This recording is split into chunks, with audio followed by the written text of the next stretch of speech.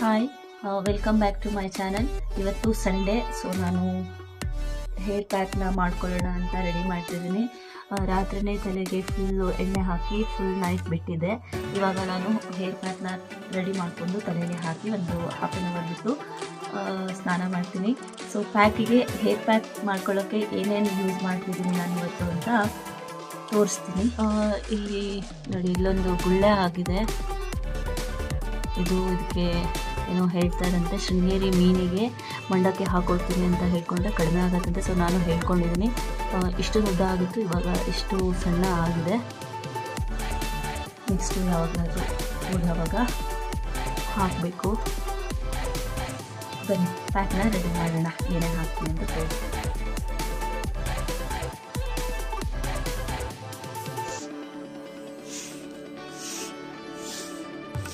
ಕಾಳು ಮೆಣಸು ಕೊಯ್ದಿದ್ದಾರೆ, ಅತ್ತೆ ಕ್ಲೀನ್ ಮಾಡಿ ಕೂತಿದ್ದಾರೆ. ಕೊನೆ ಕೊಯ್ಲಾದ್ಮೇಲೆ ಕಾಳು ಮೆಣಸು ಸ್ಟಾರ್ಟ್ ಆಗುತ್ತೆ. ಕಾಪಿ ಇದ್ದರೆ ಕಾಪಿ ಮತ್ತು ಕಾಳು ಮೆಣಸು ಎರಡು ಒಟ್ಟಿಗೆ ಬರುತ್ತೆ. ಕಾಳು ಮೆಣಸೆಲ್ಲ ಕೊಯ್ದಾಗಿದೆ. ಇದರಲ್ಲಿ ಇರೋ ಎಲೆನೆಲ್ಲ ಕ್ಲೀನ್ ಮಾಡಿ ಆಮೇಲೆ ಇದನ್ನು ಮಷೀನಿಗೆ ತೊಗೊಂಡೋಗಿ ಉದುರು ಮಾಡ್ಕೊಂಡು ಬರಬೇಕು.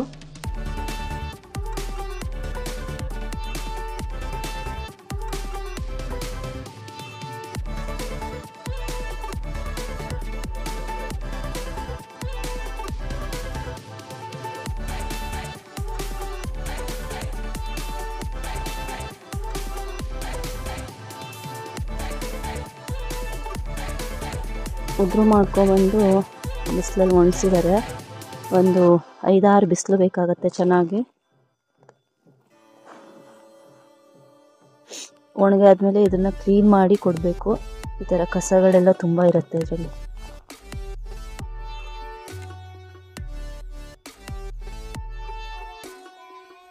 ಇಲ್ಲಿ ಬನ್ನಿ, ಏನೋ ತೋರಿಸ್ತೀನಿ ನಿಮಗೆ.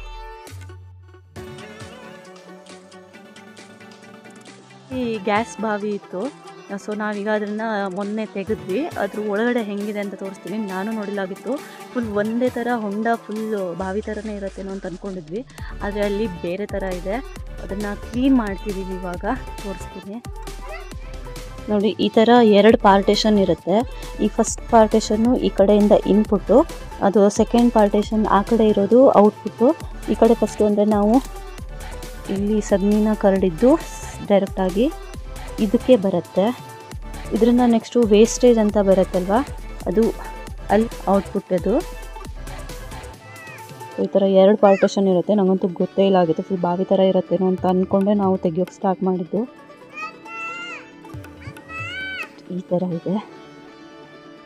ನೋಡಿ, ಕೌಸ್ತುಭ ಕೂಗ್ತಿದ್ದಾನೆ, ಅವನಿಗೆ ಬಾವಿ ತೋರಿಸ್ಬೇಕಂತೆ.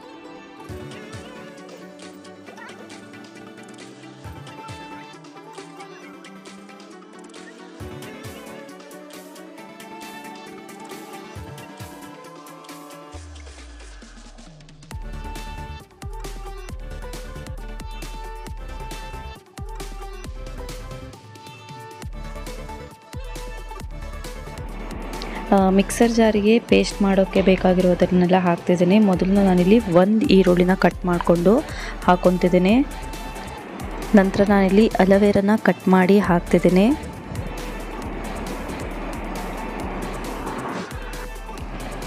ನಂತರ 2 ಕೆಂಪು ದಾಸವಾಳದ ಹೂವು, ಆಮೇಲೆ 2 ಬಿಳಿ ದಾಸವಾಳದ ಹೂವು, ನಂತರ ಒಂದು ಸ್ವಲ್ಪ ಮದರಂಗಿ ಗಿಡದ ಎಲೆ. ಇವತ್ತು ನಾನು ಹೇರ್ ಪ್ಯಾಕ್ ಮಾಡ್ಕೊಳ್ಳೋಕ್ಕೆ ಇದಿಷ್ಟನ್ನು ಬಳಸಿ ನಾನು ಪ್ಯಾಕ್ ಮಾಡ್ತಿದ್ದೀನಿ. ಇವಾಗ ಇದಿಷ್ಟನ್ನು ಚೆನ್ನಾಗಿ ರುಬ್ಕೊಳ್ಳೋಣ. ಹೇರ್ ಪ್ಯಾಕ್ ರೆಡಿ ಆಯಿತು. ಇನ್ನು ಹೇರ್ಗೆ ಅಪ್ಲೈ ಮಾಡಬೇಕು ಅಷ್ಟೇ.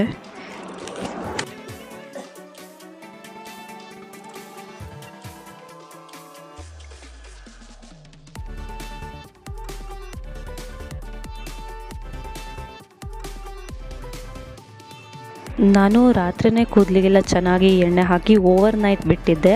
ಆಮೇಲೆ ಪ್ಯಾಕ್ನ ಅಪ್ಲೈ ಮಾಡೋಕ್ಕಿಂತ ಮುಂಚೆ ಒಂದು ಸ್ವಲ್ಪ ಹೊತ್ತು ಚೆನ್ನಾಗಿ ನಾನು ಮಸಾಜ್ ಮಾಡಿಕೊಂಡೆ. ಆಮೇಲೆ ನಾನಿಲ್ಲಿ ಚಿಕ್ಕ ಚಿಕ್ಕ ಪಾರ್ಟ್ಗಳನ್ನು ಮಾಡಿ ನಾನು ಸ್ಕಾಲ್ಪ್ಗೆ ತಾಗೋ ರೀತಿಯಲ್ಲಿ ನಾನಿಲ್ಲಿ ಅಪ್ಲೈ ಮಾಡ್ತಿದ್ದೀನಿ. ನೀಟಾಗಿ ಅಪ್ಲೈ ಮಾಡಬೇಕು ಸ್ಕಾಲ್ಪ್ಗೆ. ಹೇರಿಗೆ ನಾವು ಅಪ್ಲೈ ಮಾಡೋದಕ್ಕಿಂತ ಸ್ಕಾಲ್ಪ್ಗೆ ಅಪ್ಲೈ ಮಾಡೋದು ತುಂಬ ಇಂಪಾರ್ಟೆಂಟ್. ಚಿಕ್ಕದಾಗಿ ನಾನು ಪಾರ್ಟ್ ಮಾಡಿಕೊಂಡು ಅಪ್ಲೈ ಮಾಡ್ತಿದ್ದೀನಿ.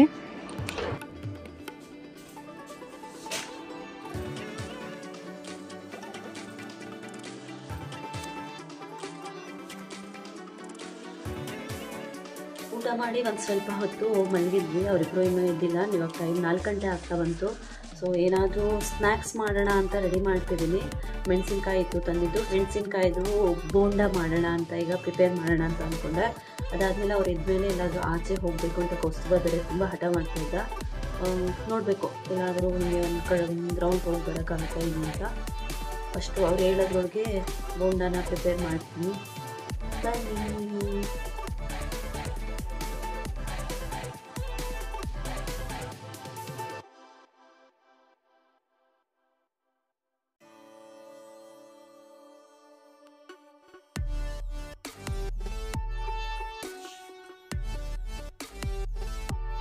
ಎಷ್ಟು ಮೆಣಸಿದೆ ಇಬ್ಬರೇ ಇರೋದು. ಫಸ್ಟ್ ನಾನು ಒಂದು ಬೌಲಲ್ಲಿ ಸ್ವಲ್ಪ ನೀರು ತೊಗೊಂಡು ಅದಕ್ಕೆ ಒಂದು ಸ್ವಲ್ಪ ಉಪ್ಪನ್ನ ಹಾಕ್ತಿದ್ದೀನಿ. ಉಪ್ಪು ಹಾಕೋದು ಯಾಕೆ ಅಂದರೆ ಮೆಣಸು ಏನಾದರೂ ಖಾರ ಇದ್ದರೆ ಉಪ್ಪು ನೀರಲ್ಲಿ ತೊಳೆದ್ರೆ ಖಾರ ಹೋಗುತ್ತೆ. ಅದಕ್ಕೆ ನಾನು ಉಪ್ಪನ್ನ ಸ್ವಲ್ಪ ಹಾಕ್ತಿದ್ದೀನಿ. ಇದು ಕರ್ಗಕ್ಕೆ ಹಾಗೆ ಒಂದು ಸ್ವಲ್ಪ ಬೆತ್ತಿಡ್ತೀನಿ.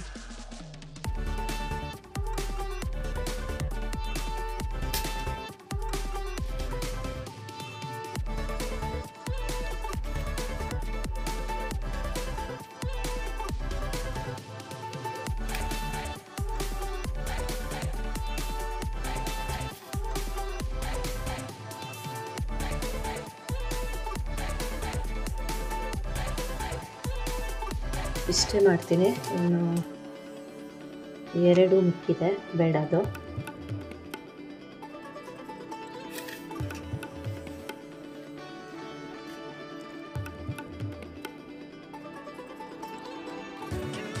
ಈಗ ಹಿಟ್ಟನ್ನು ರೆಡಿ ಮಾಡ್ಕೊಳ್ಳೋ ತನಕ ಇದು ಹೀಗೆ ಬಿಡ್ತೀನಿ.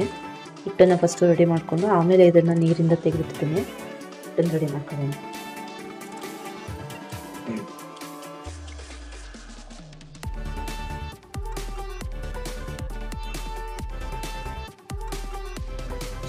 ಸಾಕಾಗುತ್ತೆ ಅಂತ ಅಂದ್ಕೊಂಡಿದ್ದೀನಿ.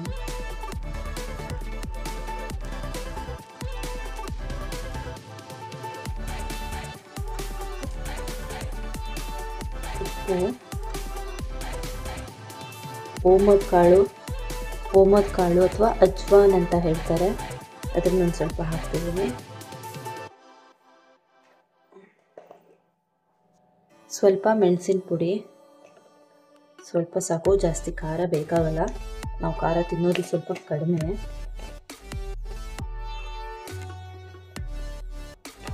ಎಷ್ಟು ಅಡುಗೆ ಸೋಡಾನ ಹಾಕ್ತಿದ್ದೀನಿ, ಜಾಸ್ತಿ ಬೇಕಾಗಲ್ಲ. ಒಂದು ಅರ್ಧ ಸೌಟ್ ಮೊಸರನ್ನ ಹಾಕ್ತಿದ್ದೀನಿ.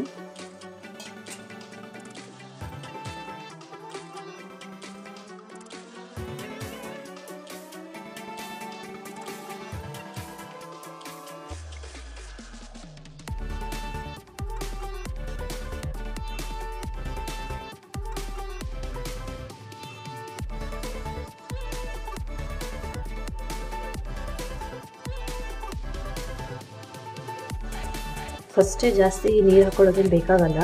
ಸ್ವಲ್ಪ ಕಲಿಸ್ತಾ ನೀರು ಎಷ್ಟು ಬೇಕಾಗುತ್ತೆ ಅಂತ ನೋಡಿಕೊಂಡು ಹಾಕ್ಕೊತ ಹೋದರೆ ಆಗುತ್ತೆ.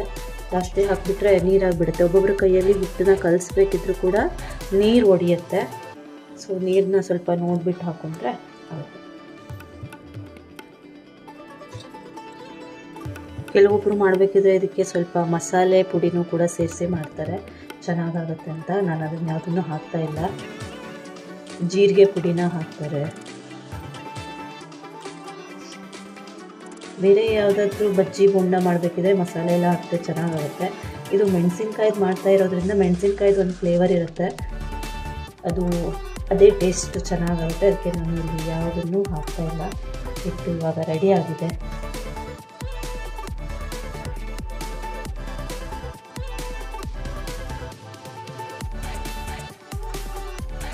ಯಾವುದಾದ್ರೂ ಬಟ್ಟೆ ಮೇಲೆ ಬೇಕಾದರೂ ಹಾಕ್ಬೋದು ನೀರು ಆರೋಕ್ಕೆ.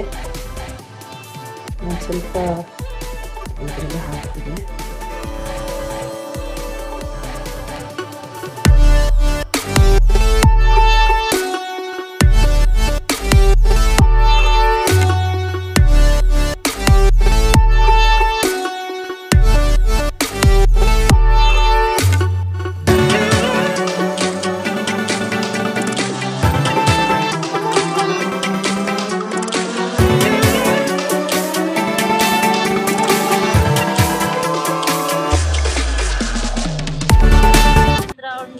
ಬೈಕಲ್ಲಿ ಹೋಗ್ತಿದ್ದೀವಿ ಇವಾಗ. ನಾನು ಸ್ವಲ್ಪ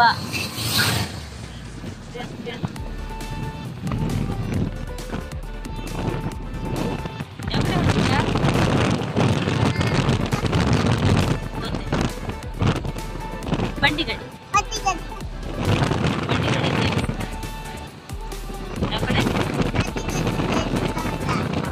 ಎಂತ ಮುಂಚೆ ಇದೆಯಾ ಬಂಡಿಗಡಿ ದೇವಸ್ಥಾನ ನೋಡೋಕ್ಕೆ.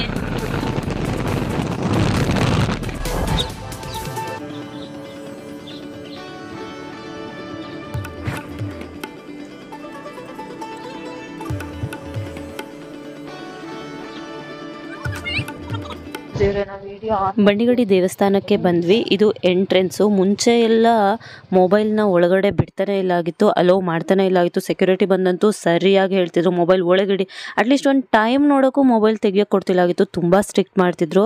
ಆದರೆ ಇವಾಗ ತುಂಬ ಫ್ರೀ ಇದೆ. ಅಂದರೆ ಗರ್ಭಗುಡಿ ಒಳಗಡೆ ಒಂದು ಮೊಬೈಲ್ ಅಲೋ ಇಲ್ಲ, ಅದು ಬಿಟ್ಟರೆ ಹೊರಗಡೆಯಲ್ಲೆಲ್ಲ ಮೊಬೈಲ್ ಯೂಸ್ ಮಾಡ್ಬೋದು, ಫೋಟೋಸ್ ತೊಗೊಬೋದು. ಸೊ ಬನ್ನಿ, ತುಂಬ ಚೆನ್ನಾಗಿದೆ ದೇವಸ್ಥಾನ, ತುಂಬ ದೊಡ್ಡ ದೇವಸ್ಥಾನ. ಹೋಗೋಣ.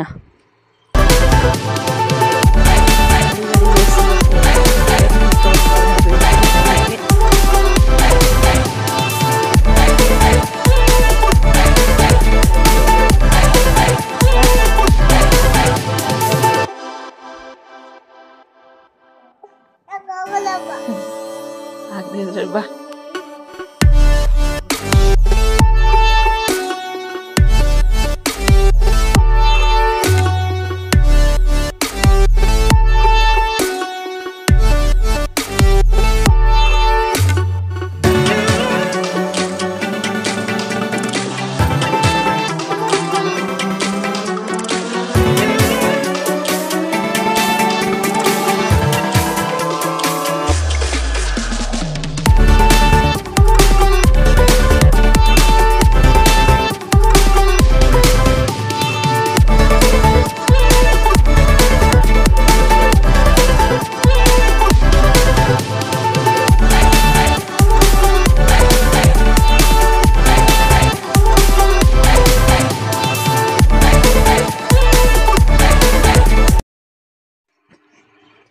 ಇಲ್ಲಿರೋ ದೇವರು ಸಂತಾನ ವೇಣು ಗೋಪಾಲ ಸ್ವಾಮಿ ದೇವರು.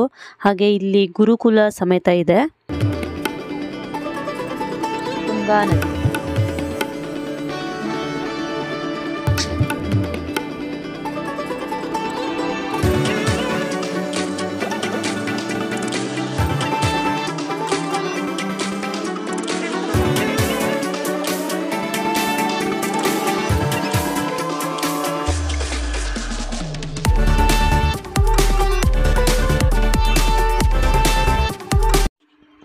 ಸ್ವಲ್ಪ ಹೊತ್ತು ನಾವು ಅಲ್ಲೇ ಇದ್ದು ಆಮೇಲೆ ಮಂಗಳಾರತಿನ ಮುಗಿಸ್ಕೊಂಡು ನಾವು ಬಂದ್ವಿ. ಐ ಹೋಪ್ ಈ ವಿಡಿಯೋ ನಿಮ್ಮೆಲ್ಲರಿಗೂ ಇಷ್ಟ ಆಗಿದೆ ಅಂತ ಅನ್ಕೊತೀನಿ. ಇಷ್ಟ ಆದರೆ ಮರೀದೆ ಒಂದು ಲೈಕ್ ಮಾಡಿ. ನನ್ನ ಚಾನಲ್ನ ಇನ್ನೂ ಸಬ್ಸ್ಕ್ರೈಬ್ ಮಾಡದೆ ನೋಡ್ತಾ ಇದ್ದರೆ ಪ್ಲೀಸ್ ಸಬ್ಸ್ಕ್ರೈಬ್ ಮಾಡಿಕೊಂಡು ವಿಡಿಯೋ ನೋಡಿ. ಇಷ್ಟ ಆದರೆ ಲೈಕ್ ಮಾಡಿ, ಸಬ್ಸ್ಕ್ರೈಬ್ ಮಾಡಿ, ಶೇರ್ ಮಾಡಿ. ಇದೇ ರೀತಿ ಸಪೋರ್ಟ್ ಮಾಡ್ತಾಯಿರಿ. Thank you for watching. Take care. Bye.